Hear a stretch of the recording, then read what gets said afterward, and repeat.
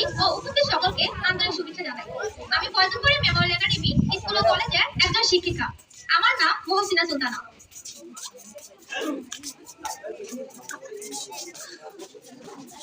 ওয়ালাইকুম আসসালাম। কেমন আছো সবাই? আলহামদুলিল্লাহ, আমিও ভালো আছি।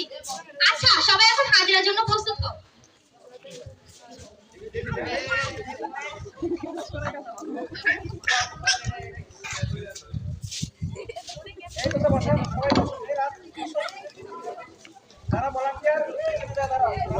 বাবু, টুকু, পিকু, মিঠু, জিল্লু, রাহাত, রাহাত, জান্নাত, বুলবুল, পাপু। ঠিক আছে, আজ রাহাত আর জান্নাত আসেনি। আচ্ছা, এখন সবাই বই খুলো। কালকে কি পড়া দিয়েছিলাম সবাই কি পড়ে এসেছো? আচ্ছা, এখন সবাই 5 মিনিট মনোযোগ দিয়ে পড়ো, তারপর আমি পড়া ধরবো। যে পড়া না পারবে তাকে অবশ্যই শাস্তি দিব।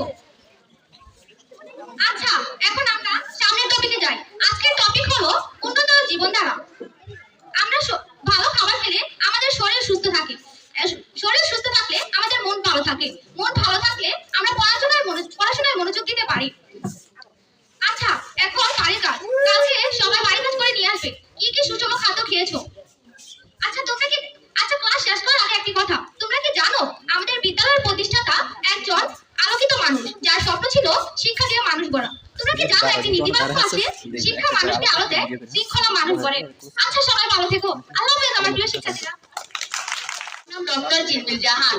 আমি রোগ কমাই আর নিজের স্টাইল বাড়াই।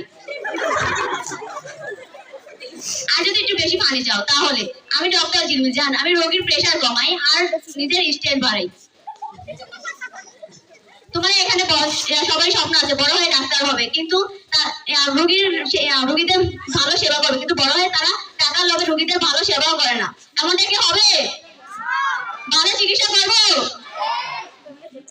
এখন আমি বিদায় নিচ্ছি। আসসালামু আলাইকুম। আপনারা কি এই বৃদ্ধাশ্রমে অনেকদিন ধরে থাকেন? আমি যে মাত্র 3 দিনের জন্য এখানে এসেছি। আমার ছেলে একটা নতুন ফ্ল্যাট কিনেছে, তো তাই আমি এখানে 3 দিনের জন্য এসেছি। 3 দিন পর আবার চলে যাব। কি বলছেন? আমার ছেলে আমাকে নেবে না? আপনাদের কথা আমি বিশ্বাস করি না। ও, আমি তো ভুলেই গেছিলাম, আমার ছেলেকে ফোন দিতে হবে। হ্যালো খোকা, কেটে দিল। কি বলছেন আপনারা? আমার ছেলে আমাকে নেবে না? আমি বিশ্বাস করি না, আমি বিশ্বাস করি না। আমি আমার বৌমাকে ফোন করছি। হ্যালো বৌমা, বিয়ান সাহেব এসেছে। কেটে দিল।